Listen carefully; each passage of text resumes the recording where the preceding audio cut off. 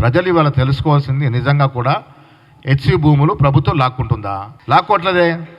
హెచ్యు నుంచి ప్రభుత్వం తీసుకున్న భూమికి బదులు భూమి ఎప్పుడో ఇవ్వడం జరిగింది. ఇది ఆనాటి నుండి ఈనాటి వరకు ప్రభుత్వ భూమే. ఇప్పటివరకు కోర్టు కేసు ఉండడం వల్ల అది ప్రభుత్వానికి స్వాధీనం చేసుకోలేదు.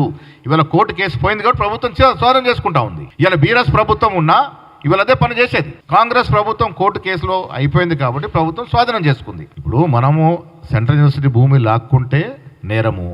భూమికి బదులు భూమి ఇచ్చిన తర్వాత ఈ బదిలీలో వచ్చిన భూమి మీదనే మనం సాగు చేస్తూ ఉన్నాం. దాంట్లో తప్పేముందని అడుగుతా ఉన్నాను. కానీ ఇవాళ నేను చెప్పే కోణం ఏంటంటే, రాజకీయంగా తప్పులు చేసిన కేటీఆర్, భూములు అమ్ముకున్న కేటీఆర్, ప్రభుత్వ భూములు కబ్జా చేసిన కేటీఆర్, వారి హయాంలో సెంట్రల్ యూనివర్సిటీ భూములు వారి బినామీలకి ధరావతం చేస్తే అప్పుడు మాట్లాడని కిషన్ రెడ్డి గారు, బండి సంజయ్ గారు ఇవాళ ఎట్లా మాట్లాడతారు? నేను మీ ద్వారా ముఖ్యమంత్రి గారికి విజ్ఞప్తి చేస్తా ఉన్నాను. పిసిసి ముఖ్యమంత్రి గారు విజ్ఞప్తి చేస్తా ఉంది, సమూలంగా ఏ యూనివర్సిటీకి చెందిన భూమైనా కబ్జా